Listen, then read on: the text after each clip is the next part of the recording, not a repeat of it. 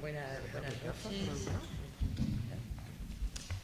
Buenas tardes, buenas noches ya, querido Manolo, presidente de la Asociación Luis de Equilás, queridos amigos, público.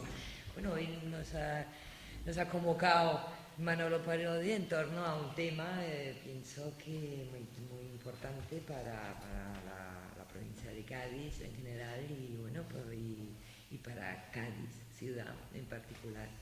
Hablar de los fenicios es hablar de un pasado, no sé si llamarlo remoto, puesto que todavía guardamos, sobre todo en gaditano, guardamos todavía muchas de las influencias culturales, sociales de este pueblo.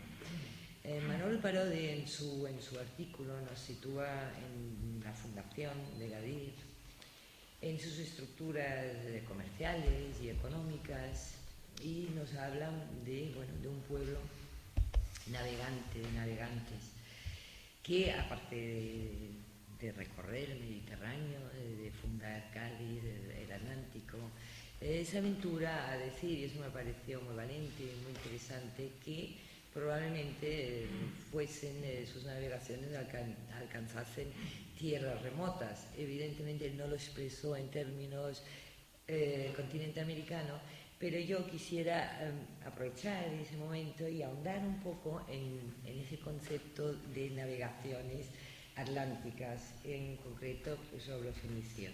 Ya la Biblia va a ser uno de los primeros libros que nos van a hablar de esas navegaciones.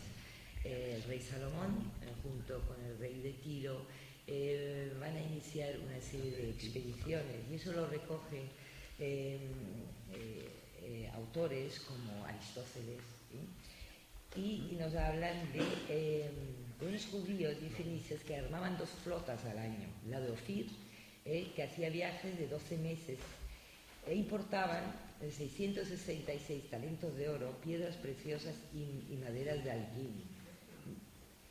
La tierra de Tarsis, que navegaba en 3 años, además de oro, traía plata, marfil, cimios, pavos reales, especies y encuentras, y intercambiaban en España aceite y pacotilla por plata. Arias Pérez, el hijo de Martín Alonso Pinzón, estando con su padre en la biblioteca del Vaticano, vio un mapa junto con Inocencio VIII y unas cartas de marear. Allí se dice textualmente que era sentencia del tiempo de los fenicios, del rey Salomón, que navegarás por el mar Mediterráneo hasta el fin de España, y allí al poniente del sol, entre el norte y el mediodía, por la vía temperada hasta 95 grados de camino, hallarás una tierra de Cipango, la cual es tan fértil y abundosa que con su grandeza sojuzgarás África Etiopía. Nos guste o no, México está a 95 grados del Guadalquivir. Con eso lo que quiero decir es que no solo debemos ver la historia de las apariencias, sino como hace Manolo en su artículo también de esa historia que no se escribe, pero que está en los documentos, que no se escribe por los historiadores actuales, excepto por algunos autores, como Luis Isabel Álvarez de Toledo, de quien recojo estas anotaciones. Y bueno, y ello nos va a permitir realmente poder profundizar en lo que somos, a dónde vamos y el futuro que nos espera. Y siempre desde un pasado riguroso, y donde la historia debe ser la maestra que rige o que debe gobernar nuestras vidas. Muchísimas gracias y cedo, por supuesto, la palabra a nuestro José. Buenas noches. En presentación de la Asociación Cultural de Amigos del Libro de la Biblioteca, Luis Eguila, tomo yo la palabra ante nuestro articulista en este caso. En primer lugar, buenas noches a la señora presidenta y a todos los asistentes, asociados y no asociados. Hoy me toca la satisfacción de hablar otra vez de Manolo. Si Manolo demuestra cada día su vocación por la historia, pues los que estamos muy cerca de él lo sabemos perfectamente. Su dirección de la revista la Gárgoris, Historia y Arte del Bajo Guadalquivir, pues lo pone también de manifiesto, ya en los números, como ya sabéis, que tenemos en la asociación en la calle. Y lo de hoy, precisamente, corrobora una vez más, y a qué nivel, pues su vocación histórica y sus conocimientos sobre temas de la historia de la antigüedad. Como ya sabéis, estamos aquí convocados para escuchar y para ver, o sobre todo para oír, una serie de consideraciones acerca de lo que fue el mundo de Cádiz en la antigüedad, en la primera antigüedad de nuestra, casi podríamos decir, de nuestra protohistoria. Si se escribe un artículo sobre ese asunto, pues hay bastante bibliografía al respecto. Que un asociado nuestro, historiador, muy elocuente por cierto, haya sido requerido por National Geographic para hacer un artículo sobre la Cádiz fenicia, es un honor para todos nosotros. Por lo menos yo así lo considero. Y estoy encantado de estar aquí hablando del tema, y más encantado todavía voy a estar cuando escuchemos a Manolo hablar del asunto. Repito, nuestro historiador, amigo, director de Gárgoris, un artículo suyo sobre una de sus especialidades en National Geographic, rama de historia. Pues muchísimas gracias por tu convocatoria para el día de hoy a través de la asociación, y muy agradecida también por la asociación para que así se haya hecho este acto cultural, que en definitiva es lo fundamental, y que me honra en compartir como representante de Asociación de Amigos del Libro y la Biblioteca, me honra en compartir esa vocación cultural con la Fundación Medina Sidonia, de la que, la presidenta nos ha dado muchas muestras de colaboración, de poner a nuestra disposición cualquier cosa relacionada, cualquier tema, cualquier acto relacionado con lo que es la cultura, y si es nuestra cultura más próxima, pues tanto mejor. Muchísimas gracias una vez, señora presidenta, y a todos ustedes. Gracias. Buenas tardes y muchas gracias, que es como siempre hay que empezar saludando y dando las gracias. En primer lugar, a todos ustedes que están aquí hoy compartiendo este tiempo y este espacio de historia comunes, ¿no? Y, por supuesto, muchas gracias a la Fundación Casa de Medina Sidonia y a la Asociación de Amigos del Libro y la Biblioteca Luis de Guila, de la que me honro en formar parte, por haber organizado este acto y por haberlo arropado. A la Fundación especialmente por, una vez más, manifestar su vocación heroica en un sentido literal del término, de liderazgo, de capacidad de trabajo, de capacidad de esfuerzo y de capacidad de sacrificio, que son cualidades todas que acompañan al heros, a la persona que se distingue por esas virtudes. Digo heroica especialmente en tiempos tan malos para la lírica como los que nos está tocando vivir, malos o buenos, porque es cuando afloran las cualidades, ¿no? Y gracias también a la Asociación de Amigos del Libro por permitir que este tipo de actividades se desarrollen en su seno, ¿no? Y por arroparlas. A las personas que me acompañan en la mesa, Lilian, presidenta de la Fundación Casa de Medina Sidonia, y a José Santiago, el profesor José Santiago, mi amigo Pepe, por haber literal y físicamente haber arropado el acto. No es quizá lo más habitual presentar un artículo, puede parecer un poco presuntuoso, ¿no? Presentar un libro todavía, un libro de conjunto, un libro del que uno es autor único, principal, una revista que uno dirige. Hemos en este mismo espacio presentado hace un mes y algo más el número 2 de la revista de Historia y Arqueología del Bajo Guadalquivir, Gárgoris, y buena parte de los que estáis aquí estuvisteis entonces también en diciembre en ese acto. Y decía que no es lo más habitual presentar un artículo, pero claro, como bien se ha señalado de esta mesa, se trata de que el espacio en el que se enmarca ese artículo corresponde a la cabecera de National Geographic. en su revista de historia y en su edición en español, que se distribuye en España, en Portugal, en toda Hispanoamérica, incluido Brasil, y en los Estados Unidos de Norteamérica también, que tienen, como sabemos, una componente muy potente de población de habla hispana. Con lo cual, pues nos están leyendo en Guatemala, nos están leyendo... Se distribuye con cierto retraso, según dicen los lectores de National Geographic en español. En los foros te lo encuentras en Internet, ¿no? Que se quejan de que llega allí con 6 meses de retraso, con ciertos meses de retraso. Pero en cualquier caso llega. Y, bueno, parecía,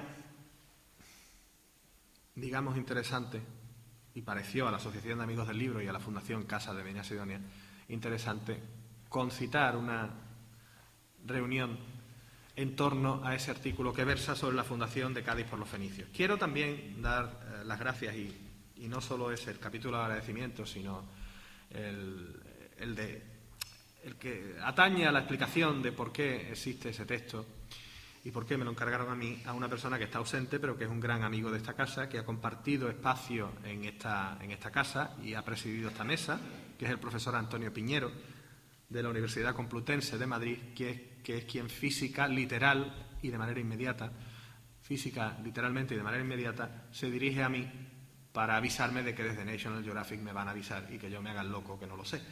Porque, claro, él es uno de los asesores históricos de la revista, pero como bien me explica, no es a él a quien compete hacer la selección de los articulistas, sino hacer referees de los textos. Entonces, cuando él conoce que me van a avisar a mí, pues como es amigo, me dice que te coja el cuerpo hecho, que te van a llamar.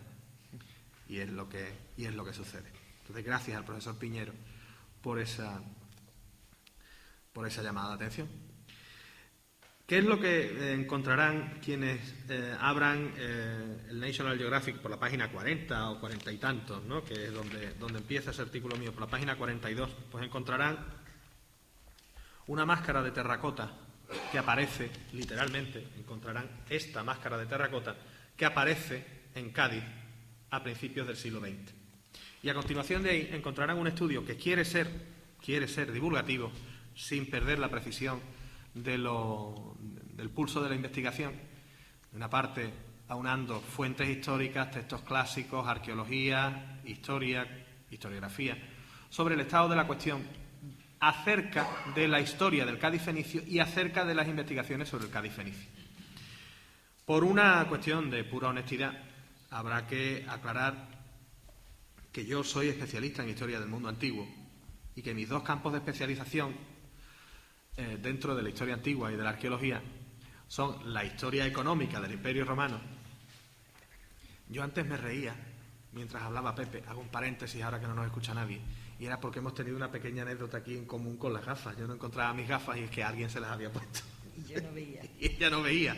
Entonces estábamos en la primera anécdota, ahora hemos vivido la segunda. Que vengan más, podéis animaros. Se me ha escapado. Lo digo porque es que como nos estábamos riendo aquí mientras hablaba Pepe, alguien va a pensar, y no. La cuestión es que mi campo de especialización abarca desde la historia económica del Imperio Romano, que es una cosa que suena muy seria y muy dura, y que es más dura de lo que parece, porque ser economista de la antigüedad es doble trabajo. Eres un economista que hoy sirve para poco, a no ser que sobrevueles a mucha macroescala, y entonces los compañeros de la historia de historia de la economía y de las facultades de económicas tampoco te toman en consideración. Pero bueno, ahí estamos. Y por otra parte, la historiografía arqueológica de Andalucía, de Cádiz y del norte de Marruecos. Son mis dos campos de especialización. Pero por una cuestión de heterodoxia, yo veo un charco y meto el pie, pero es que me sale solo, yo no tengo la culpa. Yo tengo, y disculpen que me tome la licencia de explicárselo, un currículum un tanto heterodoxo respecto a lo que debería haber sido si me hubiera quedado en mi facultad en Sevilla y no me hubiera dado por estudiar parte de la carrera en Italia y luego en Estados Unidos con becas, cuando había eso que se llamaba beca, que ahora va quedando en el recuerdo. Y tuve la suerte o la circunstancia de que en Italia estudié con el ya desaparecido y llorado profesor Tore, Giovanni Tore, que era uno de los mejores especialistas en historia y arqueología fenicio-púnica del Mediterráneo. Tuve la suerte, por ejemplo, de poder excavar un Tophet, un cementerio infantil ritual de niños, donde la Biblia dice que sacrificaban a Moloch, etcétera, etcétera. Pues yo eso, yo más que excavar lo que hacía era mover tierra, pero estuve en una excavación de un tophet. Y me quedó esa impronta. Y luego, cuando estuve en Estados Unidos también con becas, ya la carencia me hizo elegir materias relacionadas con la arqueología de la Biblia, la historia de Israel y la arqueología de Israel. Con lo cual, el mundo fenicio, digamos que nunca me ha sido tan ajeno como otros que pertenecen a ese campo que llamamos de historia antigua. Y claro, ser de la provincia de Cádiz y entrar en el terreno de los fenicios inevitablemente nos lleva a una serie de lugares comunes y de tópicos. Pero una serie de lugares comunes y de tópicos que no son para nada artificiales. Disculpen si me ven trastear con el móvil, estoy intentando controlar la hora para no terminar friendo a nadie y teniéndoles demasiado tiempo aquí. Hablar de historia antigua y de fenicios en Cádiz es pasar por una serie de lugares comunes con una gran potencia visual. Es hablar de los sarcófagos antropoides del Museo de Cádiz, ese sarcófago masculino y femenino, unidos, no se sabe si para la eternidad, hasta la próxima reforma museográfica del museo y la próxima reforma de interiores, pero unidos en un reposo eterno desde hace más de 2500 años.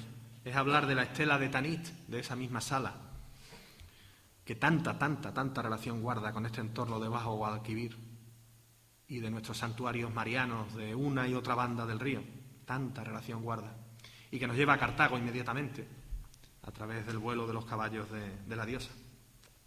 Y es hablar de los ajuares funerarios de una necrópolis que no existe, porque hasta para eso es especial Cádiz, la gran necrópolis fenicia de Cádiz. Habrán visto ustedes que han aparecido nuevamente tumbas con una cronología, una adscripción cultural púnica, una cronología que va en torno al siglo V, IV. Cosas que no hay que decir, cosas que los arqueólogos y los historiadores de Antigua nunca decimos.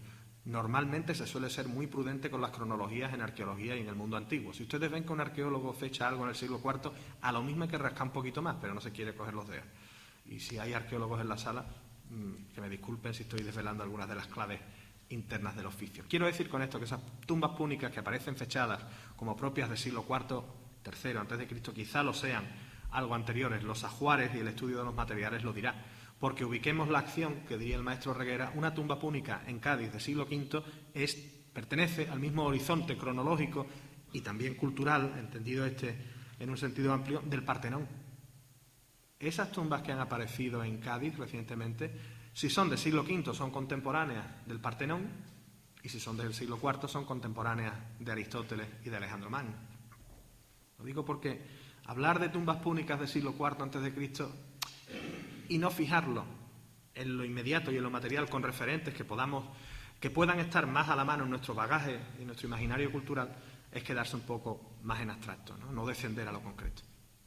Y lo digo también porque veamos de una manera más inmediata quizá a qué horizonte temporal, histórico y cultural nos estamos refiriendo, cuando ya estamos empezando a centrar la acción en ese pasado cartaginés, púnico.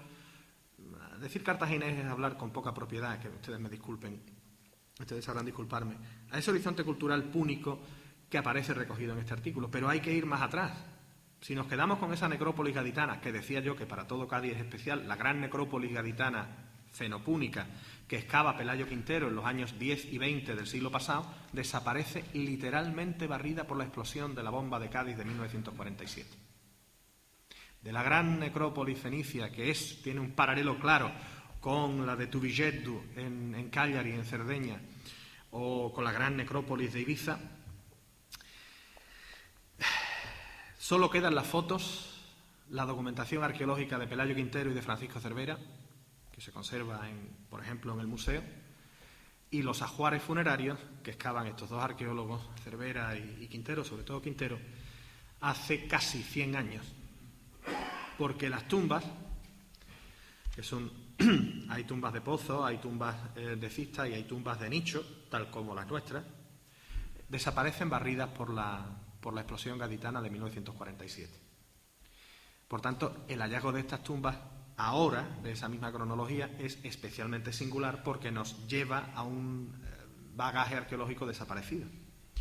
Pero claro, decía, eso es hablar del horizonte fenicio-púnico de Cádiz en siglo III, IV, V a.C., cuando las fuentes nos dicen que Cádiz, las fuentes históricas, las fuentes clásicas, los historiadores de la antigüedad, nos dicen que Cádiz tiene un pasado muy anterior y todos sabemos que a Cádiz se le llama la trimilenaria ciudad, la ciudad más antigua de Occidente.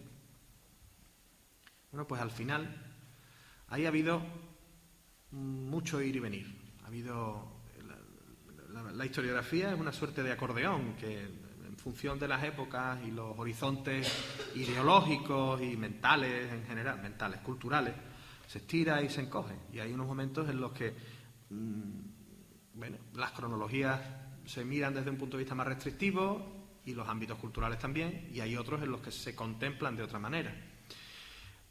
El hecho de que Cádiz fuera trimilenaria, pues los historiadores de época moderna, del siglo XVI, XVII, Agustín de Orozco, por ejemplo, los grandes historiadores tradicionales de Cádiz, lo van a considerar una verdad absoluta, porque, entre otras cosas, prestigia la ciudad, prestigia el entorno, lo entronca con un pasado, y siempre el pasado tiene una marca de calidad. En general, el pasado histórico tiene una marca de calidad. No es lo mismo lo viejo con lo antiguo, eso lo sabemos todos. La plancha que tiene 3 años está en uso, la que tiene 15 es vieja, la que tiene 250 años es una antigüedad. El tiempo marca calidades para todo. Y en el campo de la cultura material, la supervivencia en el tiempo pues marca calidades también. Objetos de uso cotidiano, totalmente cotidiano, se convierten en piezas con un gran valor arqueológico o histórico. La sigilata no es más que loza de cocina, no es más que cacharro. La cerámica sigilata romana, la africana, la gálica, la hispánica, la bética, la no sé cuánto, todas las categorías, todas las tipologías, son tiestos de cocina. Y las ánforas no digamos, que una ánfora es un cacharro, para meter vino, aceite, salsa y salazones de pescado. Una ánfora es como la lata de atún, pero tamaño mega, distribución maxi. Pero claro, viene Dressel, Heinrich Dressel o Enrico Dressel, según se mire a papá, que era alemán, o a mamá, que era italiana, y Alemania e Italia amistosamente se disputan el origen de Heinrich Dressel, el gran estudioso el primer tipólogo de ánforas. De Mommsen no hay discusión. Mommsen es solo el gran padre de la epigrafía, el padre de la gran epigrafía latina europea, no, antigua, especialmente latina, el padre del Corpus Inscriptionum Latinarum, es alemán, mientras Dressel es el que realiza la primera catalogación de ánforas romanas de la historia en el siglo XIX. Pues esas ánforas, ese Dressel 714, ese Dressel 1A, ese Dressel 2A, esas tipologías que uno estudia y que yo reconozco con dificultad cuando las veo, mientras otros compañeros son grandes maestros en ello, esas ánforas, vuelvo a decir, no son más que contenedores, son elementos de uso cotidiano, pero el tiempo les hace adquirir calidad.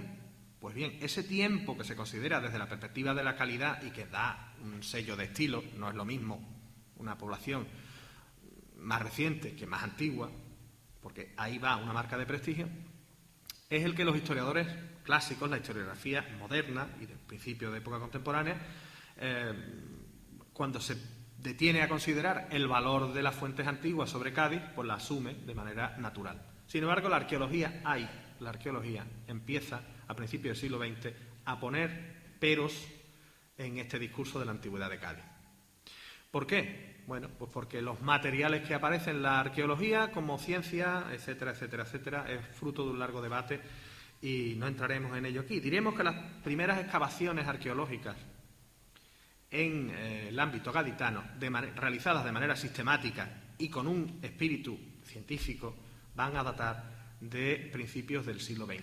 Y que va a ser el hallazgo casual de un elemento que ya hemos mencionado, el sarcófago masculino de Cádiz, el que va a impulsar el nacimiento, entre comillas, de una arqueología en Cádiz, de una arqueología gaditana. Cuando digo Cádiz, no solamente me refiero a la ciudad de Cádiz, sino a la provincia. Hay eruditos del XIX, como por ejemplo el doctor Tebusen, que ya desde sus escritos están abogando, están impulsando por la arqueología, están apostando por la arqueología, pero la arqueología va a ir asociada al anticuarismo y al coleccionismo, y es algo que no es privativo del ámbito gaditano, es algo que sucede en Málaga. Hablábamos antes del Marqués de Loring, de las colecciones arqueológicas del Marqués de Loring, y va a suceder en general en la época, ¿no?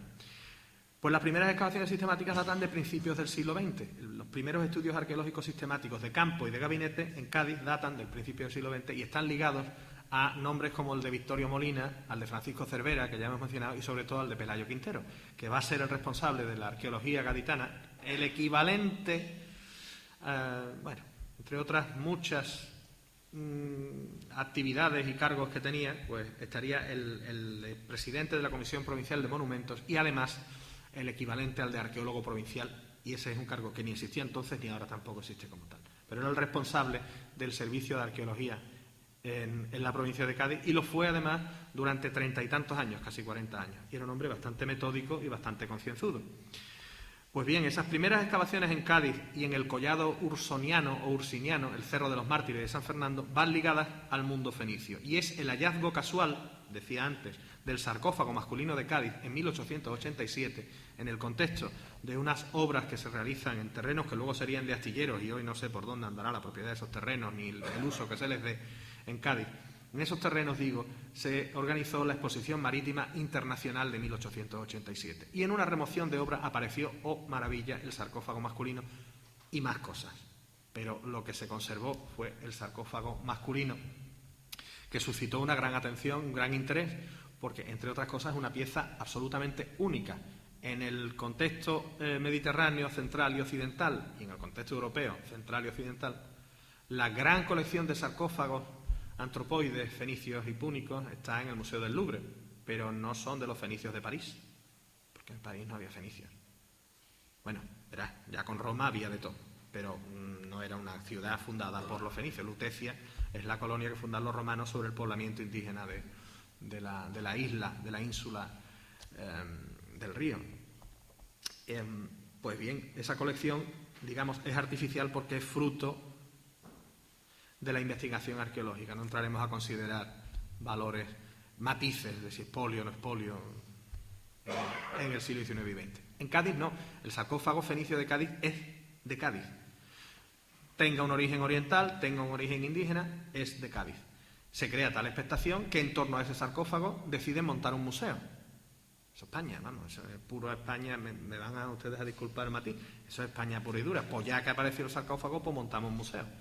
Y como pasa en España, primero hay director y después museo. Eso no ha pasado nunca. Aquí tampoco. En ese contexto tampoco pasa que hay un director. El director de la Real Academia, el padre Fidel Fita, hablando del joven director del Museo Gaditano. Entonces, ¿Museo Gaditano? En las memorias de la Real Academia, en carta y en acta. Museo Gaditano. Entonces, espérate. Y claro, tú te rascas al lado izquierdo de la cabeza porque no hay museo en Cádiz, y ya el padre Fidel Fita, director de la Real Academia de la Historia, está hablando del director del Museo Gaditano. Punto suspensivo. No fue. Luego hubo otro intento y ya cuajó en 1893. Ya sí hubo museo, ya sí hubo director, que no fue el que iba a ser. Eso no ha pasado tampoco jamás, nunca. Y al final hubo museo, hubo sarcófago. Y ese museo fue el embrión de lo que hoy es el Museo Provincial Gaditano, que resume las colecciones que antes se contenían en dos museos, uno el arqueológico y otro el de Bellas Artes, porque para todos somos como somos. Y mientras en otras provincias hay un solo museo que se genera a partir generalmente de una colección de Bellas Artes o de una colección arqueológica, como en el caso de Córdoba o en el caso de Málaga, por ejemplo, o en Sevilla. No, aquí hay dos, y hay dos hasta 1976-80, en el que lo cierran los dos y lo funden en un solo, porque son dos museos, pero que están en el mismo edificio, al lado del Callejón del Tinte, la Plaza de Mina, con la Academia de Bellas Artes. El Museo de Bellas Artes depende de la Academia de Bellas Artes, pero la Falange ha entrado a punta de pistola en la Academia, en la Hispanoamericana y en la de Bellas Artes. Al director de la Hispanoamericana lo dimiten a punta de pistola en el año 38. Le ponen la pistola encima de la mesa, que te vas. Esa es la dimisión. Así dimite Pelayo Quintero de la Real Academia Hispanoamericana de Cádiz en 1938. A través de... O sea, el telegrama se lo pone encima de la mesa. La carta de cese que le presentan no es tal, sino una dimisión a punta de pistola. Digo, a título de anécdota, porque todo ese bagaje historiográfico, en fin de cuentas, que puede parecer anecdótico y que estoy explicando de una manera muy revuelta, forma parte de la historia de la arqueología, de las investigaciones arqueológicas históricas en Cádiz. Desde Agustín de Orozco y las maravillas gaditanas del siglo XVI, hasta la dimisión forzada de un director de museo y de academia en 1938, todo eso, grosso modo, está aquí recogido, de una forma u otra, aunque solo sea en espíritu. Pues bien, esa arqueología que las fuentes te dicen que existía, que Cádiz era trimilenaria, pero que los hallazgos arqueológicos de principios del siglo XX parecen desmentir, andando el tiempo y resumiendo, se está demostrando que era lo que se decía. Que cuando se fechaba la fundación de Cádiz en el 1104 a.C., que hay que tener arte para no tener datación en era cristiana y ponerle ya fecha, sino es que Cádiz es del 1104 a.C. Y tú, espérate, ¿cómo? Pues porque se calcula, tomando la referencia, en función de la guerra de Troya y de la primera Olimpiada.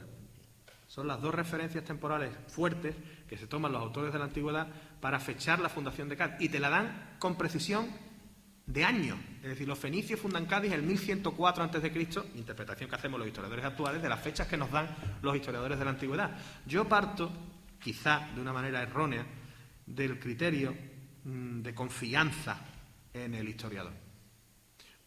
El problema está en que cuando hay un historiador que te está dando, por las razones que sean y que tú tienes que intentar entender, algo que se sale de la norma, hacía Lilian referencia a postulados de Luisa Isabel Álvarez de Toledo, que pueden parecer heterodoxos para determinada academia, y a lo mejor solo se trata de que son más avanzados en el tiempo, que dentro de 50 años les darán la razón. Entonces, cuando uno se encuentra con esos postulados, hay que tener mucho cuidado con ellos, porque no puedes partir de la base de que tú tienes razón y el otro se está equivocando, como tampoco puedes partir de la base de que lo que te encuentras es la verdad, escrita con mayúsculas y las tablas de la ley que bajan del monte, ¿no? No. Pero sí que es verdad que hay chirridos en la historia, hay información que chirría, que parece chirriar, que parece no encajar bien en el contexto, en la que en muchas ocasiones está lo más veraz. No digo la verdad, digo lo más veraz. Y precisamente ese chirrido es la evidencia de esa veracidad.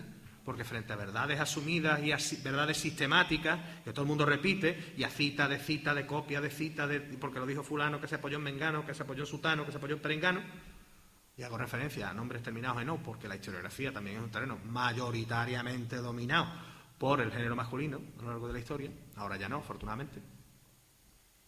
Eso hay que ponerlo un poco en solfa. Entonces, claro, llega las fuentes clásicas que te dan una datación de Cádiz. La arqueología parece demostrar otra cosa.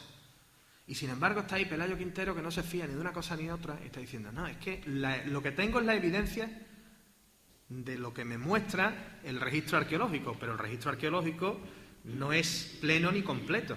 Pues el tiempo también le ha dado la razón en esto.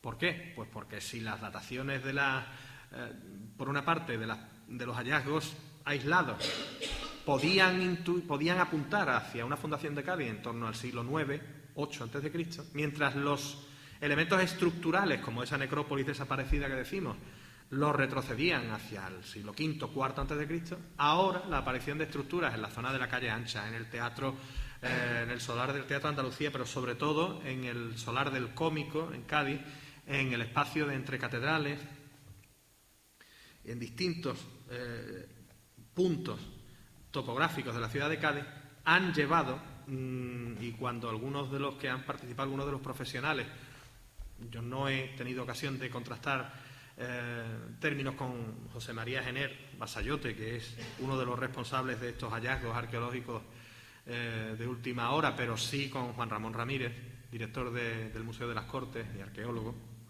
cuando te cuentan algunas de las experiencias vividas, pues son realmente llamativas, ¿no? Pues mira, aquí pudimos bajar los 12 metros porque me adelanté al día que iban a echar la torta de cemento.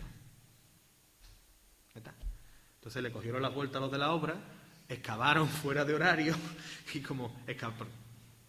literal, como excavaron fuera de horario, antes de que echaran la torta de cemento, de hormigón, una torta de hormigón inocente, ¿verdad? Y no había marda ninguna, no había ninguna intención de que no se complicara la historia de la construcción, ¿eh? No vayamos a por el boquete e impedir la erección del edificio.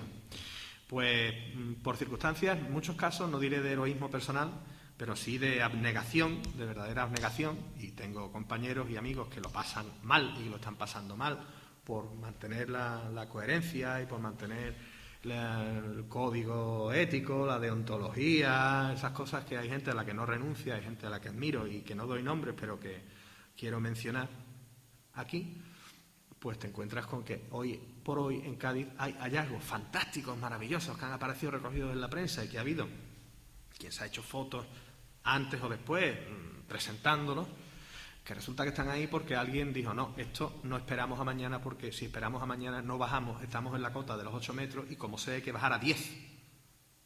Y cuando uno está en un boquete de 8 metros, baja 2 metros y saca la tierra, cuesta, ¿eh? Eso es llamar a amigos, llamar a colegas, porque no tienes albañiles, porque no tienes quien te lo haga, tirar las movilizaciones personales, en plan Florence Nightingale, de colegas de la profesión. Yo no soy arqueólogo, yo soy historiador del mundo antiguo, pero trabajo con arqueólogos desde que tenía 19 años y de esto ya va para el cuarto de siglo, con lo cual algo de experiencia tengo en el tema. Son verdaderamente de admirar. No estoy diciendo con esto que haya que ponerle ningún pedestal a nadie, pero sí que textos como este son el resultado de la sangre, sudor y lágrimas de profesionales que están todo el día peleando, haciendo una vigilancia arqueológica y no diré desamparados, porque también conozco a quienes les cogen el teléfono, tanto en la Delegación Provincial en Cádiz como en la Dirección General de Bienes Culturales, que se ha salvado de milagro de estas últimas remodelaciones, todavía existe, en Sevilla, y en muchos casos depende, como siempre ha pasado en España, de que la infantería apriete los dientes, aguante el tirón y saque las cosas para adelante.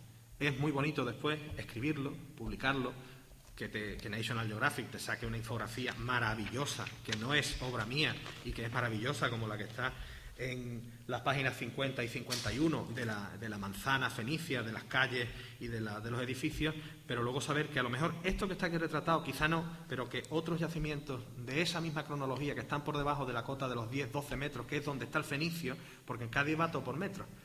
En el casco histórico de Cádiz, en Segundonde, a 1,5 metros ya está el romano. De 3 entre 5 ya asoma el cartaginés y de 8 para abajo ya empieza a asomar el hocico el fenicio, literalmente hablando, va por metro, es muy divertido. Pero luego se hacen cosas como la excavación del soterramiento, que atraviesa, trinchera enorme, que atraviesa todo lo que hay que atravesar y allí no aparece nada. Soledad. Remoción de tierras brutal, un espacio y no apareció nada.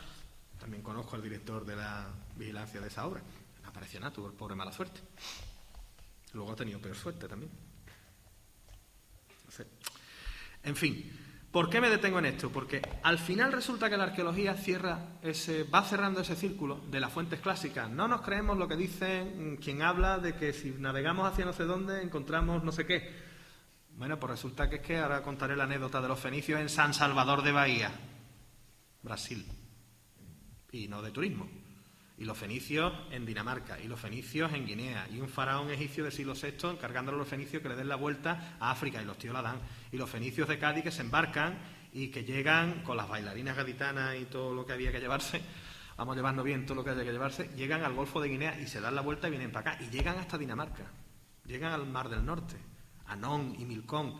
Es decir, el desconocimiento, la cantidad de información, de conocimiento de la antigüedad que hemos perdido es enorme, no podemos saberlo. Por eso, en esta casa hay que hacer especial hincapié y detenerse, porque un espacio que es un bien de interés cultural, que es un monumento, donde se custodie documentación, como es el caso del Archivo Ducal de Medina Sidonia, que está ahí y que tanta información medianamente objetiva arroja sobre nuestro pasado, eso es... Faltan palabras para calificarlo. Imagínense ustedes que hubieran existido esos archivos de la antigüedad y pudiéramos recurrir a ellos para... Algunos hay, y ahora mencionaré algunos. Pudiéramos recurrir a ellos para saber, para tener información, para saber, literalmente para saber, para conocer. Pues por eso hay mucha información que hemos perdido. Y por ese desconocimiento se ha despreciado pues a Diodoro Sículo, a Vieno, al que fuera que hace 1000, 2000, 2500 años te hablaba de cómo podía ser la ciudad de Cádiz, qué antigüedad podía tener. Y luego la arqueología ha demostrado que esos historiadores que chirriaban tenían razón, que no te estaban contando ninguna trola, que los fenicios llegaron aquí tantos años después de la fundación, 80 años después de la guerra de Troya, con lo cual ahora el fenómeno pensemos que es al revés. Si te están datando la fundación de Cádiz en función de la guerra de Troya, y la arqueología está demostrando que las cronologías que los historiadores de la antigüedad te daban son ciertas, por lo menos son veraces, a lo mejor hubo guerra de Troya y todo. Y a lo mejor fue en aquella fecha.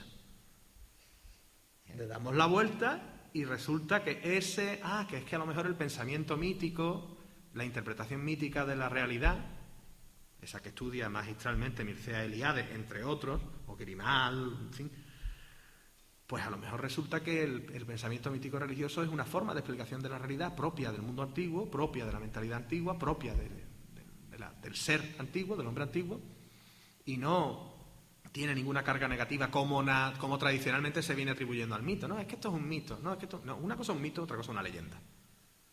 Y las leyendas también tienen un fondo de verdad. Y otra cosa ya es un cuento. Y otra cosa es lo que nos cuentan, que eso ya es lo último.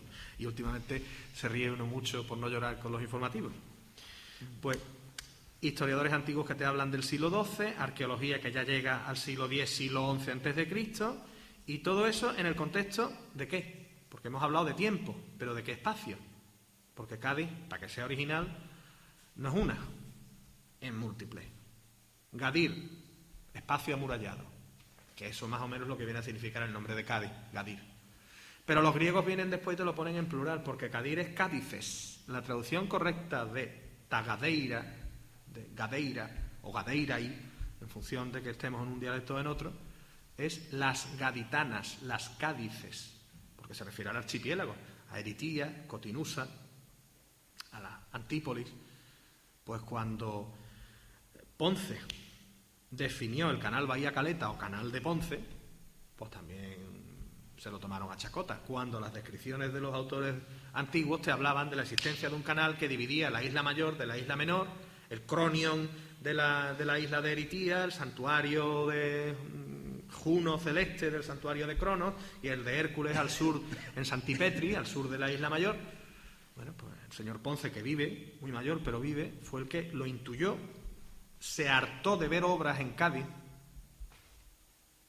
de pescar, de asomarse a la obra no como el del Siste, sino a ver qué es lo que salía por ahí, y definió la existencia de un canal que va desde la Caleta hasta el puerto, el muelle de Cádiz, pasando por San Juan de Dios, que es el canal Bahía Caleta, que divide las dos islas gaditanas, son tres, San Fernando, Antípolis aparte, Eritía de Cotinusa, y que ya parece ser, se admite, que cuando llegan los fenicios a Cádiz, si no estaba cegado, estaba empezando a cegarse, y probablemente fuera la mano del hombre la que termina de cegar ese canal, porque les interesa más tener un doble puerto, que también menciona las fuentes, el puerto gaditano, que está a resguardo del Levante, si estás dentro de la bahía, y a resguardo del poniente, perdón, a resguardo de uno u otro viento en función de que uno esté a barlovento o a sotavento.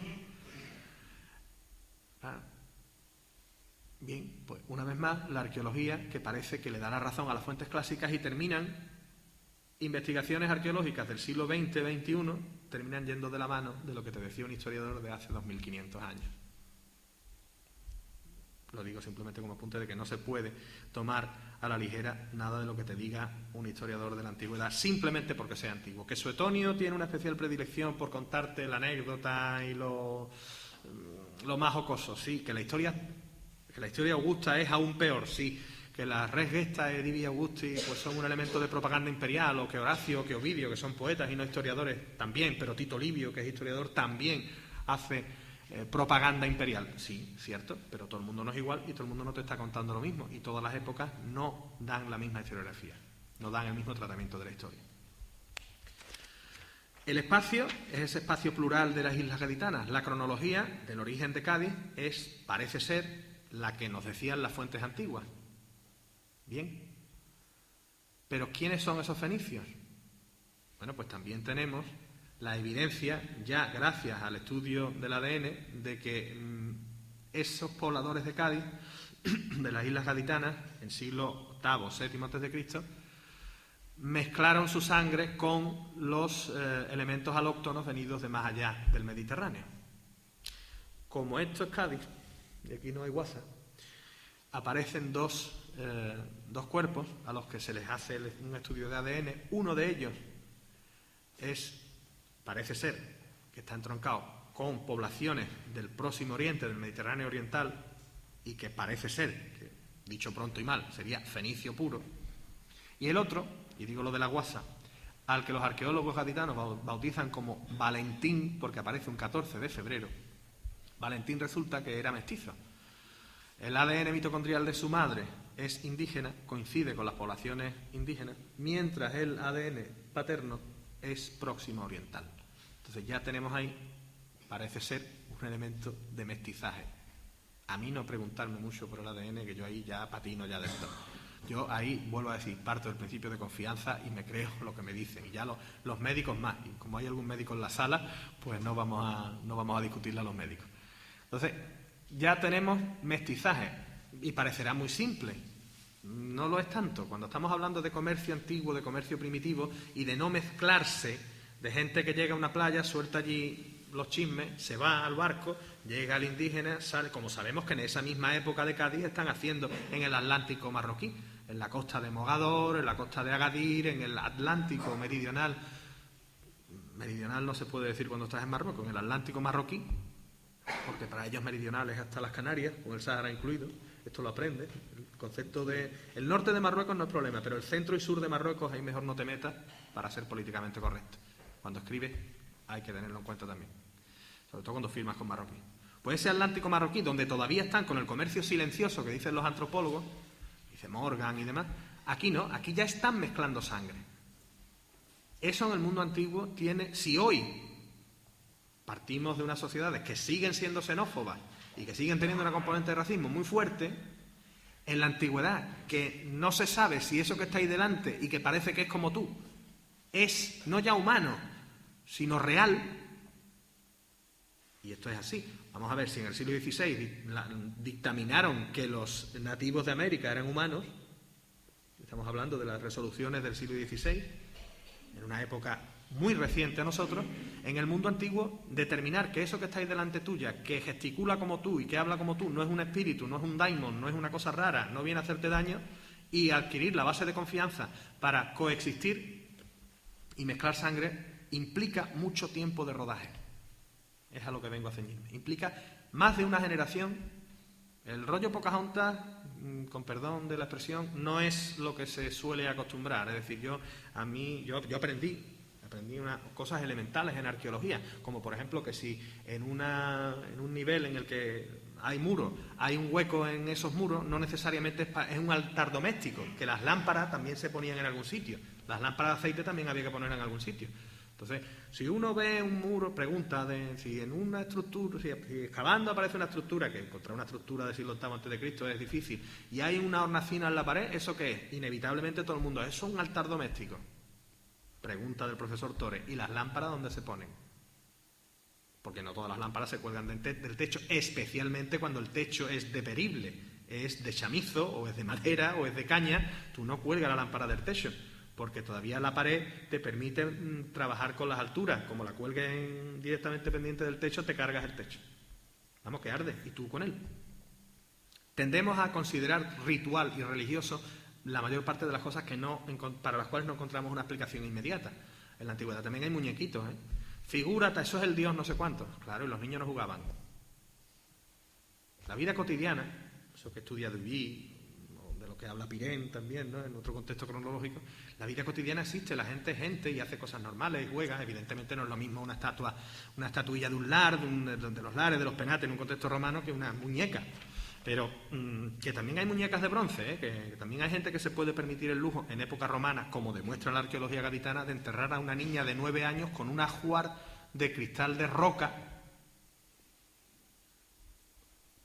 que tiene tal valor económico que con una sola de sus piezas, según te dice Apuleyo en el asno de oro, se puede comprar una villa, un cortijo, por decirlo pronto y mal. Y a esa niña gaditana, pequeña, de 9, 8, 9, 10 años, su familia la entierra con un ajuar de figuritas de cristal de roca que están en el Museo Arqueológico de Cádiz, que tiene cada pieza tal valor que una fuente literaria de la misma época te dice que con una sola pieza, como esa, podía comprarse un cortijo, un fundus, una villa. ¿A dónde voy a parar? A que no hay otro componente ritual en ese enterramiento con figuritas de abejitas, de anforitas y demás, que el del cariño y el de lo cotidiano. para esa escritura. Cronología, espacio, significado, y ya si nos metemos en la investigación ahí, lo que decía antes del sarcófago masculino de 1887 es literalmente cierto, y ya cuando entremos a lo del sarcófago femenino vamos a entrar ya en el terreno de lo paranormal, literalmente hablando. Y no me refiero a que exista o no exista lo paranormal, sino al tratamiento que se da a las cosas. ¿Por qué lo digo? Porque si el sarcófago masculino aparece en 1887, el femenino aparece en 1980. Esto es una historia maravillosa dentro de la arqueología gaditana, que además ha entrado en el escaparate de la literatura, o mejor dicho, que se ha hecho famosa a través de la literatura, gracias a Fernando Quiñones y su relato Los Perdedores, a Pilar Paz Pasamar, que luego no es que haya pedido disculpas a la mujer, pero casi se ha excusado diciendo que, hombre, que ella no esperaba que nadie se tomara por lo literal lo que escribió en su día, que eso no es historia, que eso es novela. Y luego a Felipe Benítez Reyes y hasta Pablo Carbonell ha escrito del tema, lo digo por lo actual, no porque yo haga de menos la literatura de Carbonell. ¿Por qué me hago esta inflexión? Bueno, pues porque al margen del hecho de que el sarcófago femenino, que tienen ustedes una ilustración en la página 48, magnífico, aparece en 1980, resulta que los dos sarcófagos están en relación con una persona, con un personaje al que he mencionado, que no descubrió ninguno de los dos, pero al que sistemáticamente se le atribuye el descubrimiento de los dos. Uno cuando todavía no había llegado a Cádiz y el otro 40 años después de muerto, que ya hay que tener mérito eso como el Cid Campeador, ¿no? Que ganaba batallas después de muerto, pues Pelayo Quintero descubría sarcófagos antropoides fenicios, que hay dos en España después de muerto. Y luego hay quien dice que es que lo descubrió, lo enterró debajo de su casa y lo tuvo ahí enterrado toda la vida. Y dice, vamos a ver. No sé, yo después de empaparme toda la literatura epistolar de Pelayo Quintero, sus memorias de excavación, los artículos que publicó, no diré que me lo conozco todo, menos que lo recuerde, digamos que el personaje lo tengo un poco tratado. Y yo no le veo al hombre ese punto de encontrar un sarcófago, enterrarlo debajo de su casa, en la vertical del dormitorio además, y dejarlo ahí dormir. La cuestión es que el sarcófago aparece bajo en un solar que perteneció a Pelayo Quintero y que estaba ocupado por la casa de Pelayo Quintero, que es esta finca, La Quinta, que recoge Fernando Quiñones en su relato de Los Perdedores. O sea, el sarcófago de 1887, Pelayo Quintero se lo encuentra ya descubierto y lo habría marcado tanto que se lleva toda la vida buscando el otro sarcófago, lo entierra debajo de su casa, lo oculta, en fin. Bueno, pues esto ha salido en Cuarto Milenio, ¿eh? Que a mí me han llamado de Cuarto Milenio para que yo hablara de este tema y yo dije que gracias, que no le veía yo punta al enfoque, que verás que habiendo como hay ejemplos de arqueólogos españoles esotéricos, discípulos de Rosso de Luna, de Madame Blavatsky, que los hay, de Peyote hasta aquí y viendo visiones, como Montalbán, que era chamán, que era chamán de una tribu de los Andes.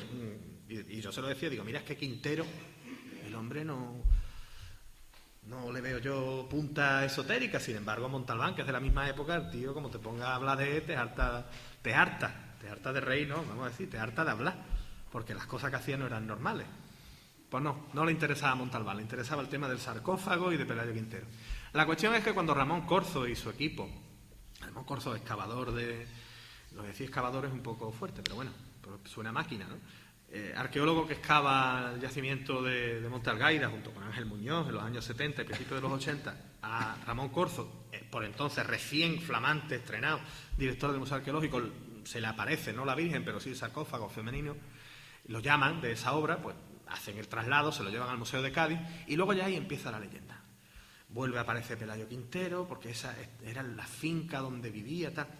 Lo estoy explicando de una manera tan confusa como realmente es la historia, porque no se pone muy en pie. Vaya solo a ilustrar el hecho de que arqueología y ficción van de la mano y que la arqueología, que es un trabajo técnico y que es como de albañil pero del suelo para abajo, como a mí me gusta decir, va siempre envuelta en ese halo de misterio y en ese halo extraño que realmente no... Cuando tú vas a una excavación y te ponen el pico y la pala en la mano, ahí ya se te cae el romanticismo. Tú dices, pero esto iba de esto. Pues bien, con todos esos avatares y más anecdóticos de menosprecio de las fuentes antiguas, de confirmación de la validez de la información que te dan las fuentes antiguas, de consolidación de la arqueología a costa del esfuerzo personal de quienes la trabajan y en muchos casos contra viento y marea, se llega pues a que aparezcan textos como este, que son eminentes y puramente divulgativos. Comentar, para cerrar esta intervención mía y dar paso a lo que espero que sea la parte más interesante, que es el debate y vuestra parte, ¿no? Comentar dos cuestiones. Decíamos lo de San Salvador de Bahía y decíamos las navegaciones a Occidente. En el principio del siglo XX, finales del XIX, aparecen unos petroglifos en San Salvador de Bahía, en no una piedra que se lleven para allá, sino en una pared de roca, aparecen inscripciones que parecen fenicias, que suenan, que digamos que anda como un pato, tiene plumas como un pato, tiene pico de pato, y aquello, pues no, decían, no, pues esto es un perro. Bueno, se supuso, y se llegó a sostener que el descubridor de esos petroglifos, que si mal no recuerdo, una vez más, era un médico, era un falsario y había hecho, bueno, pues ahí unos garabatos para adquirir fama y llegar a la posteridad. Unas décadas más tarde se descubre, se excava, el que es hoy por hoy uno de los mayores archivos de texto de la antigüedad. Es el archivo real de Ugarit. Ugarit, que es el tel de Ras Shamra, está al sur de Siria. Si ven ustedes el mapa de Siria, que hoy está como está, tiene la región en torno a Alepo, precisamente, y a Alejandría de Siria, al sur. Turquía tiene esa inflexión que se mete en el mapa de Siria por el norte. Hay una zona que Turquía conserva después de la Primera Guerra Mundial, que se la arrebata a los franceses, que tienen el protectorado sobre Siria. Pues en esa zona fronteriza, pero del lado sirio, está el yacimiento arqueológico de Ras Shamra, bajo el cual se esconde la ciudad de Ugarit. Ugarit, durante buena parte de la antigüedad, fue un misterio. Era una ciudad como Ébola, la ciudad perdida, Núbola, y era una ciudad perdida y desaparecida, pero fue una ciudad que existió en realidad y que en el siglo XIII a.C., es decir, estamos hablando del mundo fenicio arcaico, más antiguo, el que es contemporáneo de la fundación de Cádiz, siglo XIII, XII a.C., la ciudad de Ugarit es destruida dentro del contexto de las destrucciones que provocan los pueblos del mar, los llamados pueblos del mar, que en oleadas atacan desde no se sabe dónde, pero desde el norte, el Mediterráneo oriental. Irrumpen por el mar en el Mediterráneo oriental, destruyen el imperio hitita, que ocupaba grosso modo lo que hoy es Turquía, destruyen buena parte de las ciudades paleofenicias de la costa de Siria y hacen tambalearse al mismísimo imperio egipcio que sobrevive gracias a un enfrentamiento naval en el delta del Nilo, que tiene como consecuencia una victoria egipcia, pero que deja tan mermado al imperio egipcio en época de Ramsés III, sucesor de Ramsés II, Jules Briner en el cine, pues deja tan mermado a Egipto que no solamente el propio faraón va a caer víctima de una conjura de palacio. Ahora poco han estado trasteando otra vez la momia de Ramsés III y han descubierto que efectivamente lo mataron y lo momificaron de manera que disimularan el corte del degüello del faraón. Pero siempre la interpretación clásica en historia, cuando te dicen que hay una conjura de palacio, que Ramsés III sobrevive y vive el tiempo justo para juzgar y matar a sus asesinos, varias de sus mujeres y concubinas, varios de sus hijos, vamos, que todo quedó en casa. Sin embargo, no, ese ataque de los pueblos del mar está en guarda directa relación con el tambalearse del imperio egipcio y a raíz de esa crisis del Estado, una crisis de palacio que lleva a la muerte del faraón. Y bueno, pues dentro de ese contexto de destrucción, la ciudad fenicia de Ugarit desaparece.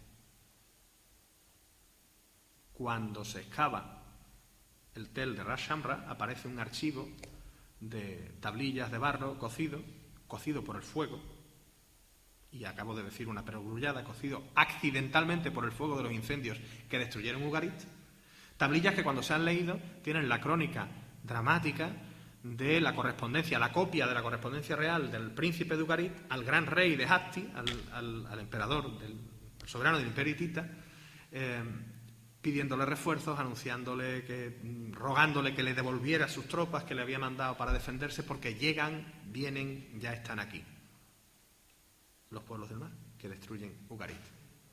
Un despoblado y se acabó. La inscripción de San Salvador de Bahía está en ugarítico. Es una inscripción fenicia tallada en la piedra que está en el dialecto de Ugarit. Evidentemente, antes de descubrir el yacimiento de Ugarit y las tablillas reales de Ugarit, no se podía saber que eso era tal dialecto fenicio. Sonaba a fenicio, parecía fenicio, claro, pero era un dialecto fenicio perdido, arcaico. ¿Llegaron los fenicios a Brasil? Pues casi con toda seguridad. Por eso Brasil se llama Brasil. A Brasil le ponen ese nombre porque es como haberlo llamado Atlántida. Es un nombre mitológico de la antigüedad. Dieron la vuelta a África, circunnavegaron el continente africano. Los egipcios conocían el monzón y la ruta del monzón. Y los egipcios no son un pueblo especialmente navegante, pero eran los egipcios de la antigüedad. Los ptolomeos navegaban, controlaban la ruta de la India, y Marco Antonio y Cleopatra, cuando son derrotados en Actium, una de las opciones que barajan, que también se ha despreciado porque parecía fantastoria, que dicen los italianos, fantasciencia, era la de huir hacia la India aprovechando el monzón, cargar una flota con los tesoros reales de los ptolomeos, tantos como pudieran, y escapar hacia la India. No lo hicieron. O sí, porque ahora está apareciendo cerámica egipcia en la costa occidental de la India, ¿qué? Cleopatra y Antonio quizá no escaparon, pero la prueba fehaciente, material, de que hay comercio egipcio en siglo V, IV, III antes de Cristo con la India, está apareciendo en la zona de Goa, en la costa occidental de la India, donde aparecen tiestos. Que eso lo llevaran egipcios, que eso lo llevaron indios, eso solo no fue. Y en cualquier caso da igual quién lo lleva y lo trae. Lo que te está demostrando es que hay un intercambio comercial y un intercambio cultural. Que hay un movimiento mucho mayor del que pensamos, movimiento económico, movimiento social, movimiento cultural, que te lleva a que aparezcan Valentín y Campos Afines en un yacimiento del extremo occidente y el primer Atlántico, y que Cádiz es, como Sanlúcar será el Cabo Cañaveral de la Baja Edad Media y de la época moderna, es el cosmódromo de la tarda Edad Media y de los inicios del mundo moderno, Cádiz es uno de los cosmódromos de la antigüedad. El punto de partida de las grandes navegaciones atlánticas fenicias está en la costa gaditana, no solamente en Cádiz, porque ya no nos vamos a meter, y me van ustedes a disculpar que no lo haga, que tampoco quiero extenderme más, en la relación entre el fenicio de Cádiz y los fenicios de este término, de este actual término municipal de Sanlúcar de Barrameda. Yacimientos no solamente como el santuario de la Algaida y el de Évora, sino otros que están presentando la evidencia de que ya en el siglo VIII aquí hay materiales protohistóricos orientalizantes. No es nuevo, lo sabemos. Carriazo y los que vinieron después de Carriazo lo encontraron, lo descubrieron, pero claro, el estado de la ciencia arqueológica y de la investigación en los años 50 no es el de ahora. No debe ser, y si lo es nuestra responsabilidad, la de los profesionales de ahora. ¿A dónde voy a parar? A que estamos corremos también el peligro de caer en la magnificación de las cosas. Porque esto era el paraíso terrenal, aquí interactuaba el fenicio con el tartesio. No, aquí se zumbaban todo lo que podían, como nos zumbamos hoy, que estamos en la Tercera Guerra Mundial, pero se está haciendo desde impulsos eléctricos y no desde impulsos analógicos. Antes era cañonazo, hoy los cañonazos van vía digital y van de otra manera, ¿no? Pero en la antigüedad había... En el siglo VIII, VII, VI antes de Cristo, cuando esas necrópolis gaditanas están en funcionamiento, cuando esas estructuras que excava Pelayo Quintero y desaparecen están en funcionamiento, cuando esos fenicios de los que te hablan las fuentes clásicas y que luego la arqueología ha demostrado que existen, que son reales, vivían en el mar, como te dicen los historiadores romanos de los fenicios gaditanos, ¿no? Que viven volcados sobre la mar, que viven sobre sus caballitos gaditanos, que también había quien interpretaba que en Cádiz había yeguada y que los caballos de Cádiz son los barcos, el caballo de Troya es un barco. El caballo de Troya es un barco con mascarón de proa en forma de caballo, es un hippos. Lo único que sucede en Troya es que los griegos fingen una retirada, hacen como que se van y dejan los barcos abandonados en la playa. Y en algunos de esos barcos dejan gente dentro, escondida, arriesgándose a que los cojan y los maten, pues como todas las guerras. Uno que hace la guerra sin arriesgarse a que te cojan y te maten, o que te maten sin cogerte. Y cuando se llevan los barcos dentro de la ciudad para quemarlos ritualmente, cosa que Casandra, hija del rey Príamo, insistía en que no hicieran, pues si hubiera sido hombre, si en vez de Casandra es Casandro, lo mismo le echan cuenta. Pues Casandra, la hija del rey, eso hay otra historia que lo explica, ¿no? De cómo violó su juramento a Apolo y cómo lo castigó, cómo la castigó a Apolo. Pues esos caballos que aparecen en tantos relatos de la antigüedad, esos caballos gaditanos son, según la fuente clásica, el medio de desenvolvimiento natural de los gaditanos que viven sobre la mar, pero que lo llevan haciendo desde la antigüedad, que llegan a las Canarias, que conocen las Canarias, que llegan a Terranova y conocen Terranova, que circunnavegan África, que llegan hasta Brasil, porque el fenicio que llega a Brasil, vamos a ver, el fenicio que llega a Brasil, si ha salido de Tiro, ha pasado por Cádiz. No ha llegado, no es Tiro, Brasil sin pasar por Segunda Guada, sin escala. Ha llegado a través de estas tierras. Bueno, pues todo ese contexto también tiene su reflejo en el término municipal el actual término municipal de Sanlúcar de Barrameda, porque el Bajo Guadalquivir es uno de esos puntos de inflexión, porque no se entiende el mundo orientalizante tartesio sin su relación con el mundo fenicio, y no se entiende la implantación del fenicio aquí sin su relación con el mundo tartesio orientalizante. No se entiende Évora sin Asta Regia de una parte y Gadir de otra. Asta Regia, el gran centro indígena del territorio, y Gadir, el gran centro fenicio del territorio. Y uno de esos puntos de inflexión y de contacto entre ambos territorios está en el actual término municipal de Sanlúcar de Barrameda. Como, ya para cerrar, simplemente decir que en el número 3 de la revista Gárgoris, y me adelanto, aparecerá un estudio de dos jóvenes arqueólogos gaditanos, pero formados en la Universidad de Sevilla, en el que precisamente se refleja algo por lo que yo llevo batallando años y ahora me lo encuentro hecho y me da mucha alegría. Es ese estudio precisamente de las conexiones entre el mundo fenicio y tartesio, fenicio e indígena, en el contexto del actual término municipal de Sanlúcar de Barrameda, con datos gráficos muy interesantes y una secuencia cronológica desde siglo VIII hasta siglo III a.C., con el muestreo de los yacimientos que se han encontrado en las prospecciones superficiales. Sabemos que la prospección superficial de parte del término municipal de Sanlúcar de Barrameda fue obra de María Luisa Alabado, arqueóloga sanluqueña, que redacta su memoria en los años 80 del siglo pasado. Ahora se ha revisado ese trabajo, como se están revisando las cartas arqueológicas y las prospecciones superficiales de muchos términos municipales de Andalucía, y como consecuencia de esa revisión han aparecido yacimientos nuevos y lo que visualmente es muy llamativo, el mapa que refleja no ya dónde puedan estar, con una precisión plus minus para los aventurados, sino la secuencia, la secuencia diacrónica de esos yacimientos en el espacio. Y no es que demuestren nada extraordinario que no conozcamos, pero nos presentan la evidencia de que el poblamiento en Sanlúcar de Barrameda, como el poblamiento en Cádiz, tiene muchísimo que ver con esos tiempos remotos en los que, por decirlo de alguna manera, un día hombres y mujeres como los que gestaron y parieron a Valentín decidieron unirse para algo más que intercambiarse collares y baratijas y plata, como la que se menciona en el Antiguo Testamento, y dar forma a un poblamiento distinto y nuevo, del que todos los que estamos aquí, en mayor o menor medida, sea desde un punto de vista genético, y algún día nos hartaremos de reír cuando veamos el ADN de todo el mundo y verás tú, o desde un punto de vista cultural, y ahí sí, 100% por integración, y lo dice alguien que no es nativo de Sanlúcar de Barrameda. Somos todos, no solamente herederos, sino partícipes. Muchas gracias por la paciencia y ahora os toca a vosotros.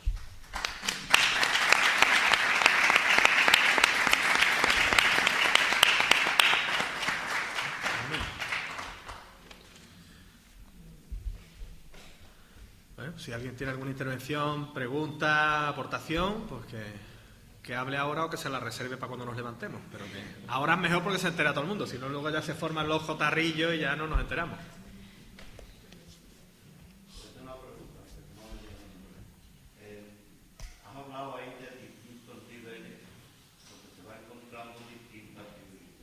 Cádiz capital.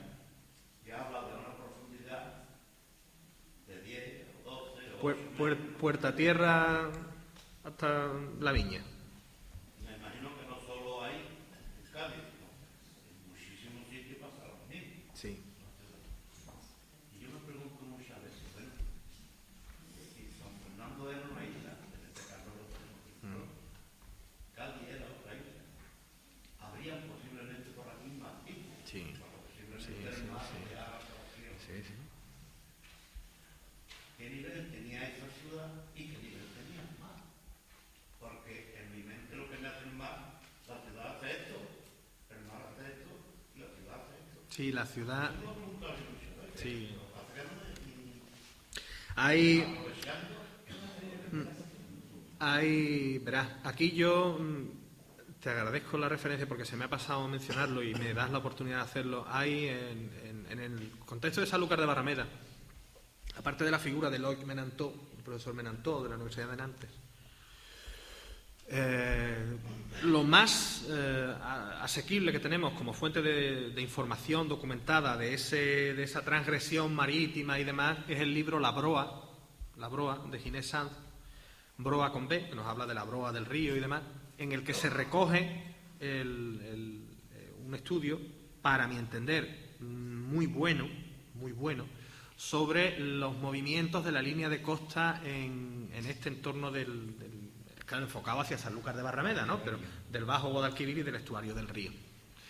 Este contexto, además, ese movimiento del litoral explica un discurso de ausencia, un discurso de vacío en la prehistoria gaditana.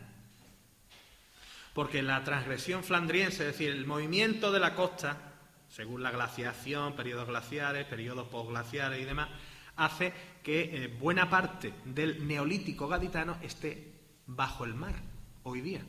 Hay magníficos yacimientos paleolíticos en Cádiz y el neolítico es más pobretón.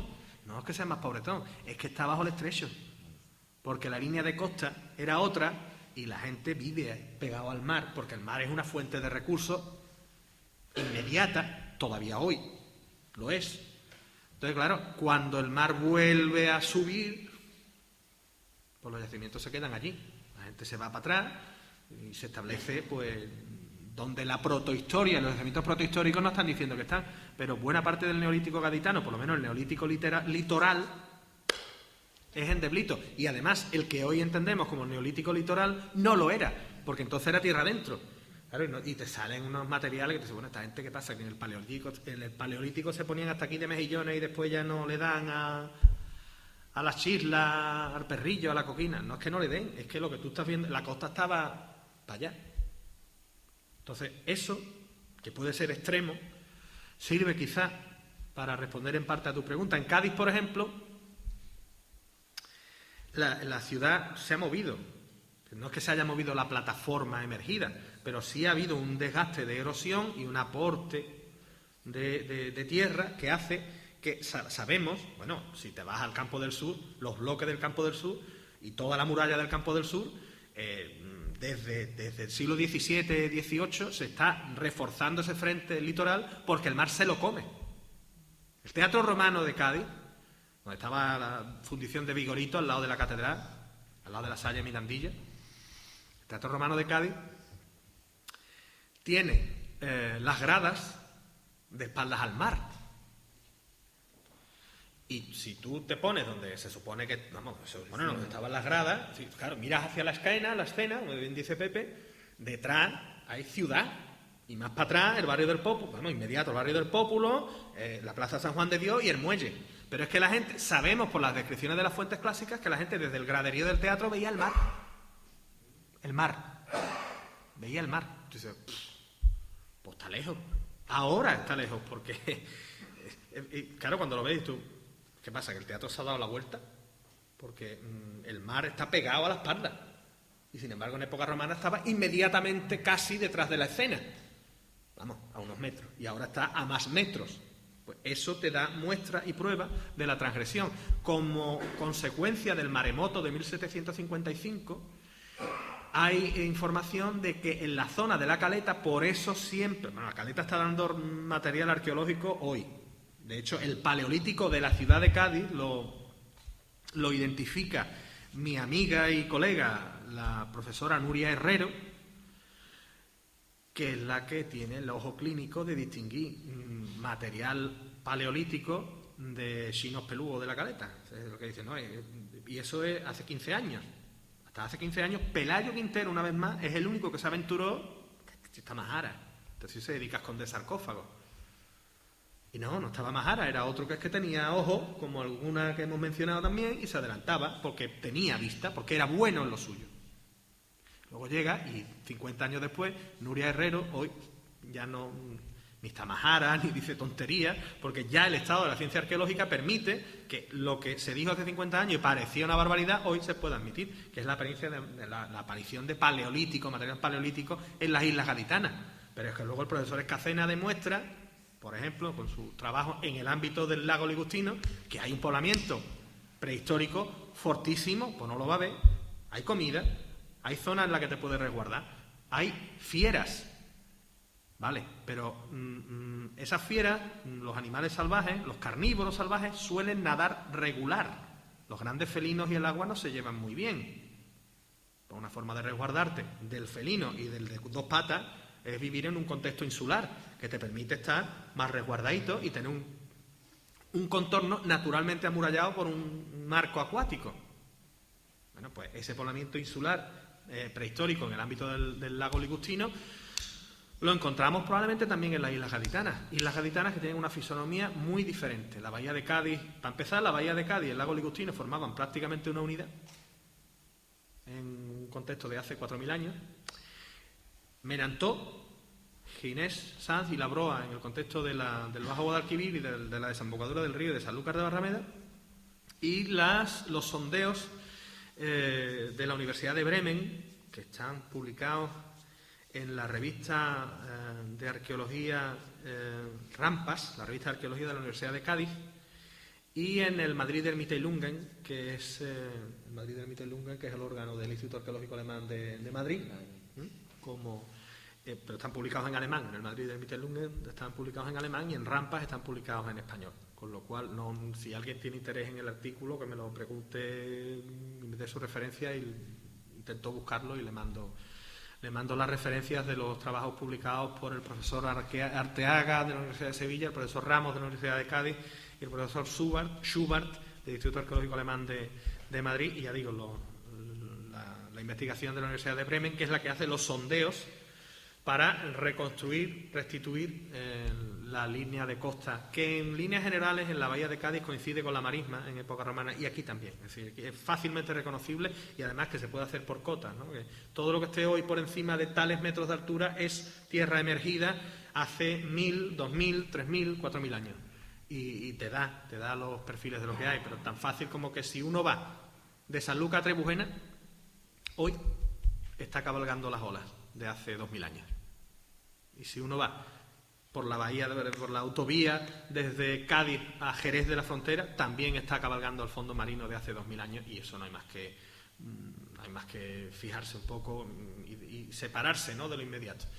Y sí que la paleogeografía, también hay que decir, el primer trabajo reciente, contemporáneo, sobre paleotopografía de la bahía de Cádiz lo publica el profesor Corzo. No recuerdo si en la revista Gades, creo que es en un Gades, y si no es una de las revistas del museo, ninguna de las dos se publican ya, pero existen. Y hay un artículo del profesor Corzo, que creo que es del año 85, que precisamente se llama Paleotopografía de las Islas Gaditanas. Y es de lo primero que hay, después del estudio del ingeniero Gabala, de Juan Gabala y Laborde, que es el responsable de la canalización del Guadalete a principios del siglo XX, y te hace un estudio magnífico sobre la reconstrucción de la costa en ese ámbito de la bahía de Cádiz. No se extiende tanto al Bajo Guadalquivir, pero utiliza las fuentes clásicas, cuando los ingenieros hablaban latín y traducían latín y hacían las tesis doctorales en latín, y entonces tenían manejo de las fuentes clásicas, ¿no? Sobre la procedencia de la palabra Cádiz, te ha hablado anteriormente que son 3 islas, por eso se llama Cádiz. Probablemente fueran más, pero las mayores eran 3, ¿sí? Teniendo en cuenta que usted también es conocedor de la lengua italiana y que en italiano Cádiz se dice Cadice, quiere decir que se va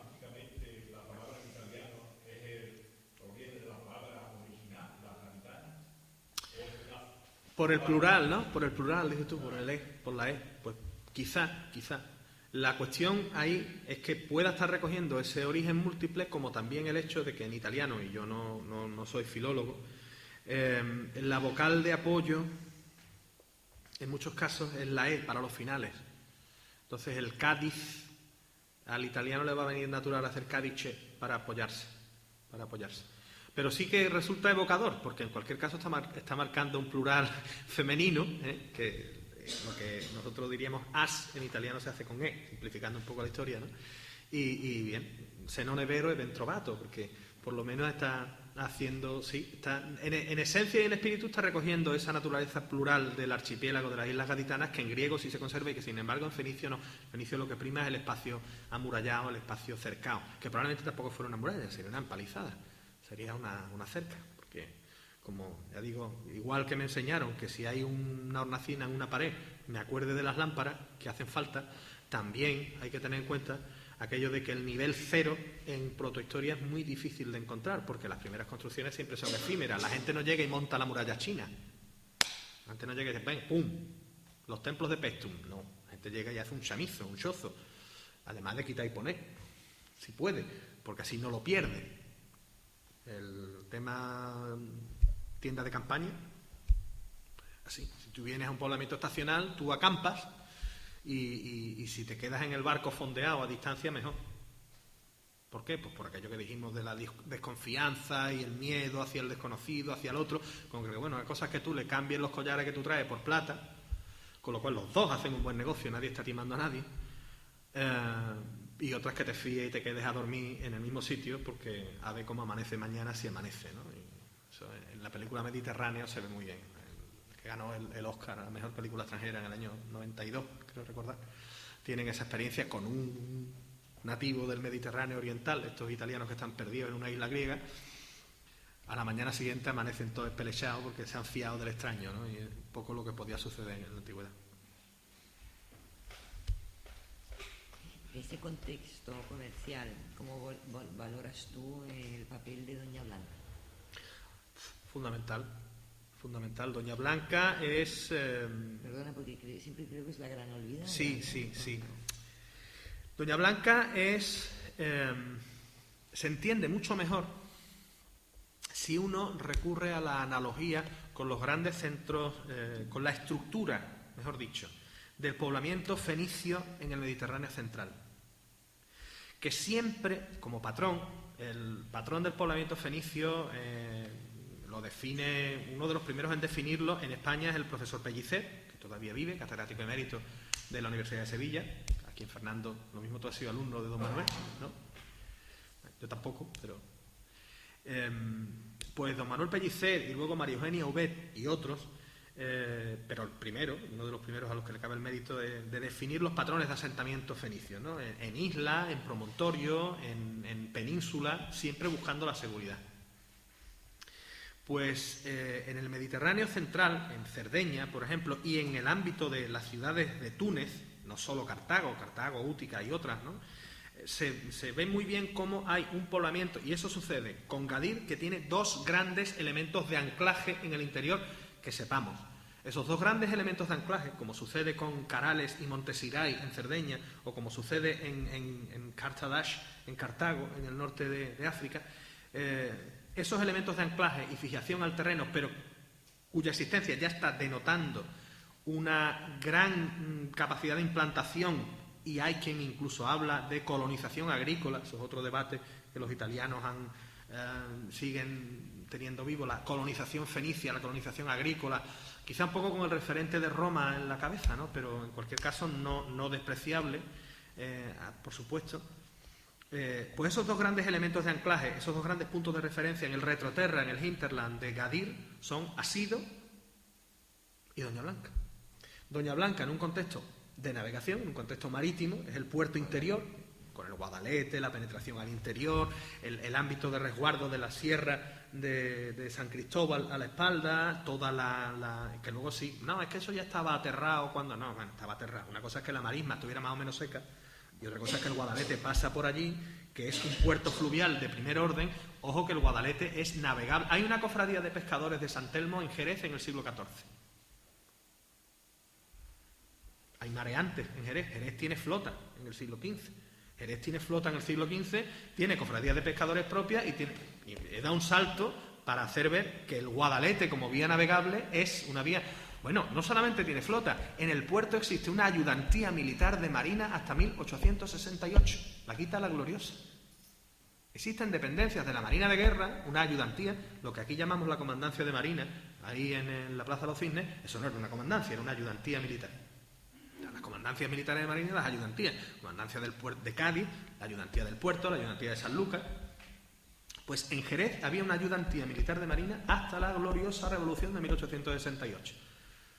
¿Y qué hace una dependencia de la Marina de Guerra en Jerez? Pues es un fósil de otro tiempo que nos está mostrando que el Guadalete, y aparecen barcos musulmanes, aparecen barcos medievales en el portal del Guadalete, aparecen barcos romanos en un contexto arqueológico del portal del Guadalete. El Guadalete es navegable para embarcaciones de mediano porte con la suficiente solvencia como para que siga existiendo una cofradía de pescadores en el siglo XIV, que se sabe que existe, siglo XIV, 2 telediarios después de que llegaran los cristianos, de que llegara Alfonso X, y luego una marina propia que tenía su apostadero en el Trocadero. Claro, eso a Jerez se le fastidia cuando los reyes católicos separan del término municipal de la enorme pértica de Jerez de la Frontera, separan el término municipal de la Nueva Puebla de Puerto Real.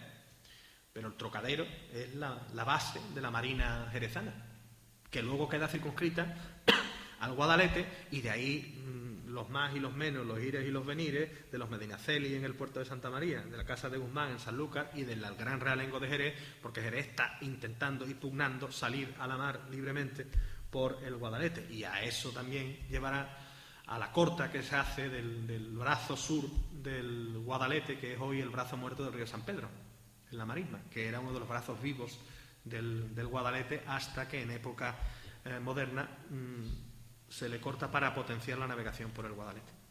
Doña Blanca, que está directamente relacionada con...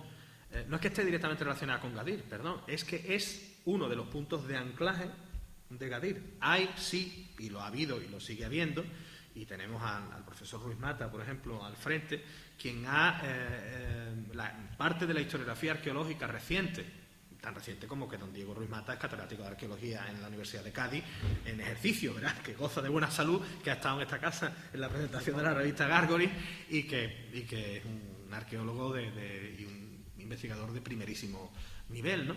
Pues ha tendido a pensar que el puerto fenicio principal de la bahía de Cádiz era Doña Blanca. No que Gadir fuera Doña Blanca, que eso tampoco se lo ha entendido a Diego. Sí, que no se lo ha entendido. Que no es lo que ha dicho. ¿Es que Diego Ruiz Mata confundió Gadir con Doña Blanca? No. ¿Tú te has leído lo que dice? No. Está diciendo que Gadir, en el sentido del puerto principal fenicio de la bahía de Cádiz, estaba en Doña Blanca. Va en su mérito, o en su descargo, y estoy hablando de alguien que sabe muchísimo más de lo que yo nunca sabré de estos temas, el hecho de que, una vez más, la investigación arqueológica avanza. Es que tanto avanza que esto ya se ha quedado atrás. Es que las tumbas fenicias que han aparecido hace 2 semanas no están aquí. Dirán, no, hay que ver que cuando escribió Parodi esto no recoge aquí las tumbas de la delegación del gobierno. Vamos a ver, mi arma, se entraña, busca, date cuenta de que esto está publicado en diciembre, por tanto está redactado antes, y el hallazgo es del momento en el que esto estaba en prensa. Cuando esto estaba saliendo, estaba en la furgoneta. Ya ahí no se podía echarlo para atrás. Entonces, tanto avanza la arqueología,